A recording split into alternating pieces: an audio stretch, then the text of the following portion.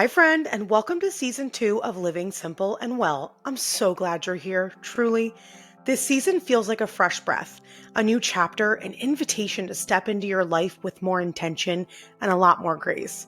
Season 2 is about honoring where you are right now while still believing in where you're going.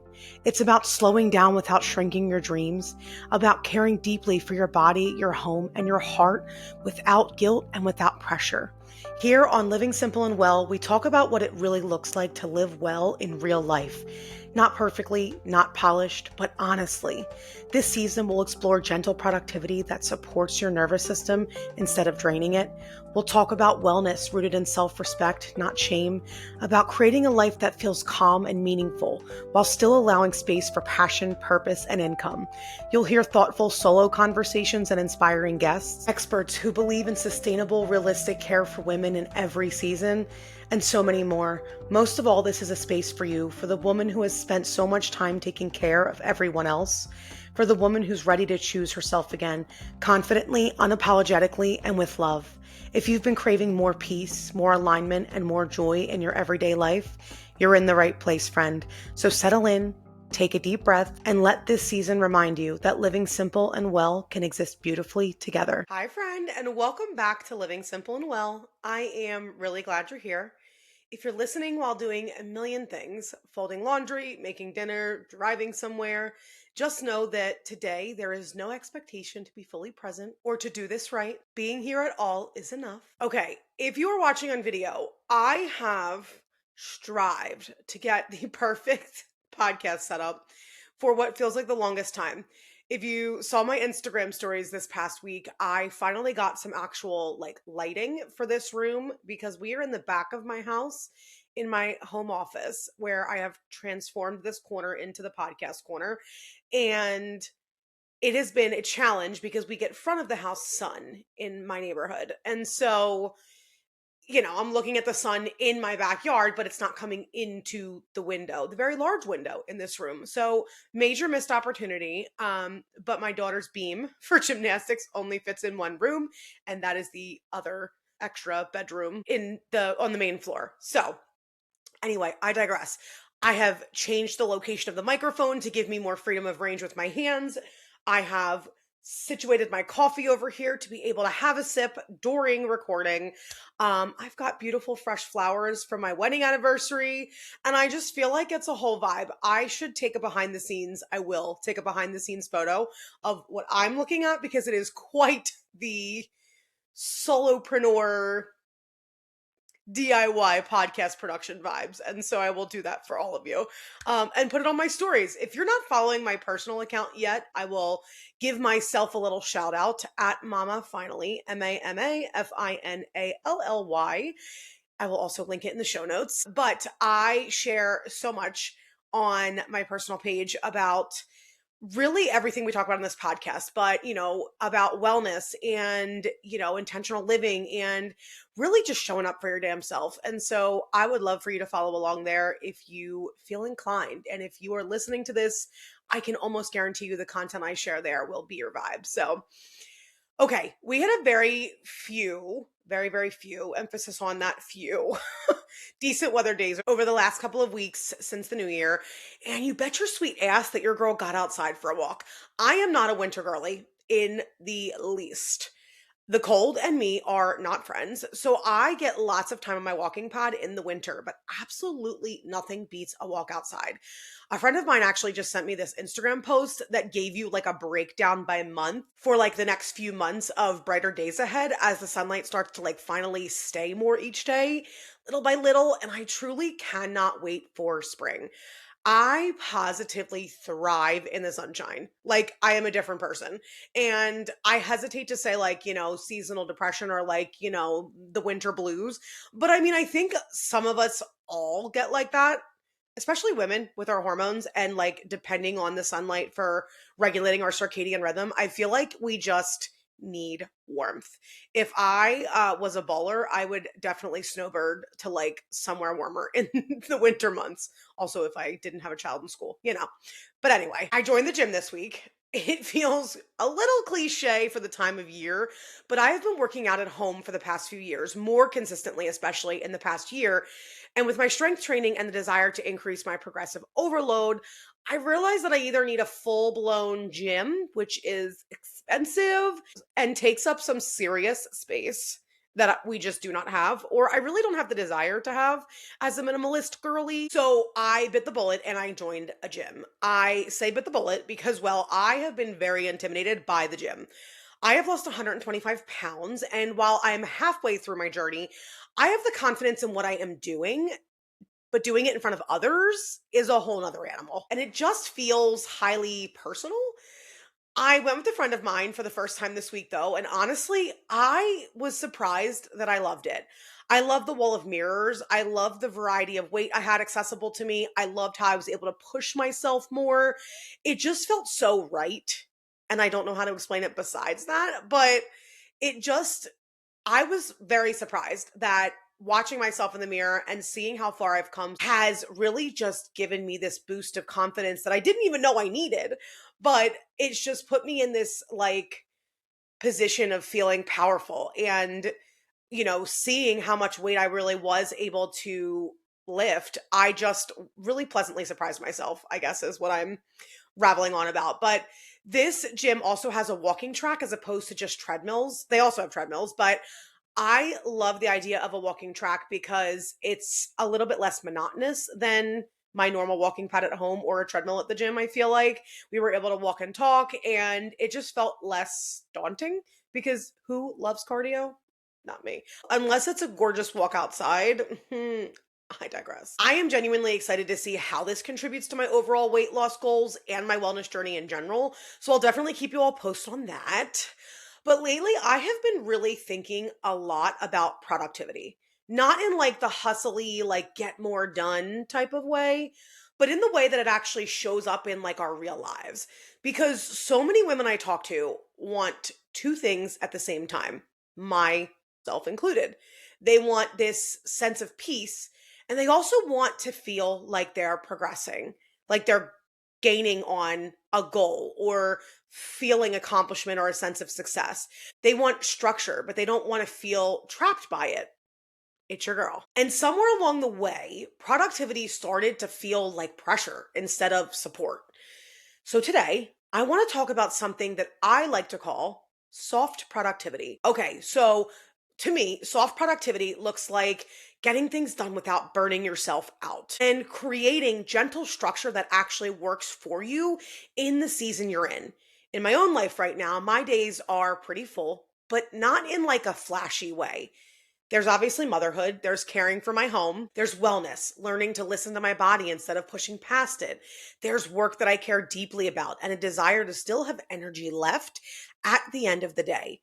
And I've realized that the productivity systems that used to work for me don't anymore. And this wasn't because I was doing something wrong.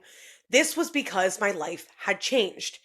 This time last year, I was running a six-figure agency with a team of women to manage and a full client roster. My days looked overfilled with work tasks, and it left me often feeling like I was constantly pushing things to the next day and putting my own health and wellness goals last in order just to get things done. I've talked about this in a previous episode about pivoting professionally, but making the decision last year to close my business was not an easy one by any means. But being almost 6 months in since closing those proverbial doors, it's never felt more right. Trust me, I struggled with it for a while, unsure if it truly was the best choice for me, for our family, for our financial situation. But the peace that I got back, the time with my family, the ability to give more to myself, that ended up actually being absolutely priceless. Now I spend my days in ways I never could have imagined, creatively free to bounce between projects and choose my next move with ease, tend to my home and family in ways that I just couldn't before, and leaning into my wellness journey and really filling my cup up regularly. Now, Where work is concerned, I understand that some of us have a 9 to 5 and some of us are a bit less free to go about our days. But I promise you that there is a level of soft productivity that you can infuse into the moments surrounding your 9 to 5, and some of these things that you can bring into your 9 to 5 that you'll experience in this episode. And I think that a lot of women in general experience this. We try to force ourselves into routines and systems that simply no longer fit. And then we blame ourselves when they fall apart. We spend so much time feeling like we're failing without actually realizing that we're trying to force ourselves into a place we simply don't belong because we're not in that season any longer. And if that's you, friend, I want you to know that you're not broken. I'm saying it right here and right now. You're just in a different season and you need to navigate what's next for you instead of trying to fit in where you no longer belong. Okay, so let's break down what I mean by soft productivity. Soft productivity isn't about doing less for the sake of doing less. It's actually about doing what matters without sacrificing your well being in the process. It's productivity that looks like respecting your energy, adjusting with the season of life you're in, leaving room for rest and margin, and supporting your nervous system instead of overwhelming it. Traditional productivity asks, how much can you fit in? While soft productivity asks, what actually needs to happen and what can wait? It's less about squeezing every minute dry and more about creating a rhythm that you can return to even on days that are hard. Now, please don't get me wrong. This concept, as someone who loves checking boxes, is oftentimes harder than it looks. There are days where I still struggle to go with the flow and be adaptable. But over time, I have started to see the real beauty in not even assigning myself more tasks than I can manage. I've actually stopped piling on a major list of to-dos and I've started prioritizing what's necessary and what needs to happen, what's ideal to happen, and what is truly, truly flexible. What this has given me is so much perspective as I navigate my days more freely. Burnout doesn't usually come from one big thing. It comes from things like carrying a mental load, managing invisible labor, feeling responsible for everyone else's needs, and still feeling like you should be doing more.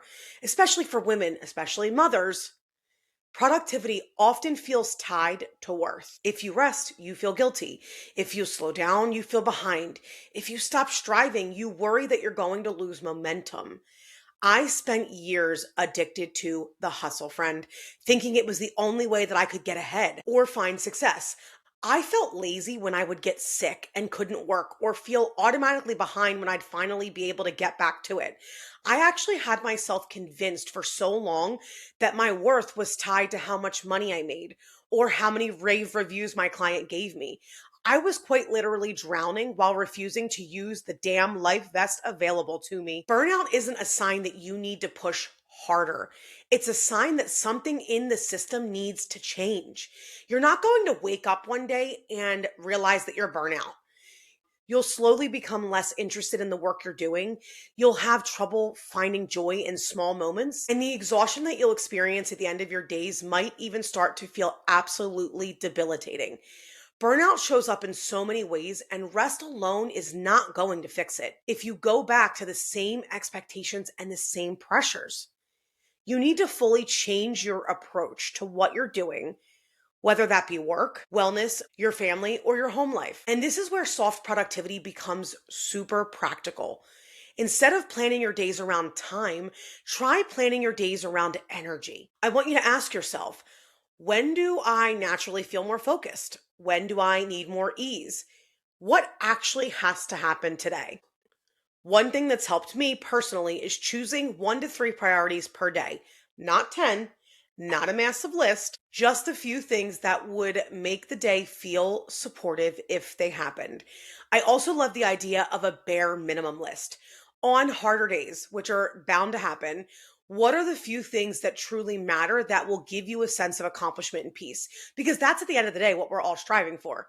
For me, on a wellness journey right now, my bare minimum list is to drink at least 100 ounces of water and get 10 to 15 minutes of movement a day, even if that's simply getting on my vibration plate to shake it out. This has allowed me to never feel like a day passed by where I feel like I fully failed on my journey, something in the past that truly would set me back and send me spiraling. Where work is concerned, I've become really intentional about diversifying my income and putting effort into various things like content creation, this podcast included, and freelance work with clients. And I found myself really loving both the flexibility of this and the creative freedom I found. Do I schedule to record and edit the podcast on Tuesdays so we can release a new episode on Wednesdays? I do. And that structure feels good to me. Circling back to that bare minimum list, on Tuesdays, my bare minimum work-wise is recording and editing this podcast episode. On Wednesdays, my bare minimum is sharing the new episode. I used to stack my work tasks up and think I needed to maximize the entire window that my daughter was at school in order to be successful. Releasing the pressure on myself allowed me to see my days more clearly and value that time more. And then, this part is important, friend, build margin on purpose. White space isn't wasted time. It's what allows you to stay consistent. It allows you to breathe and relish in the feeling of accomplishment before jumping into the very next thing. Trust me, as someone who packed their color-coded Google Calendar to the gills, this took some time adjusting to as well, but it feels so freeing to say yes to a spontaneous trip to Trader Joe's without rearranging everything on my calendar. And on the flip side, say no to protect that white space too. It's no secret that one of the hardest parts of slowing down is the guilt. The voice that says you should be doing more, you're wasting time, you're falling behind. But rest isn't laziness. And consistency will always outlast intensity. Some days being productive can look like feeding yourself well, taking care of your body, closing your laptop earlier than planned, or doing one thing instead of five. That counts. Productivity should support your life, not dominate it. As you move through this week, friend, I want you to notice where productivity feels heavy to you. Is it mornings where you may just simply need to slow down and ease in before getting this day started? Is it work tasks? Do you feel like you're piling on yourself and you may need to take a step back and look at the bigger picture of what you're cramming into your days and see where you have the leeway to spread out? Do your evenings feel heavy? Are you struggling to wind down or restless at bedtime? You don't have to overhaul everything. Just soften one area, friend. Release one expectation.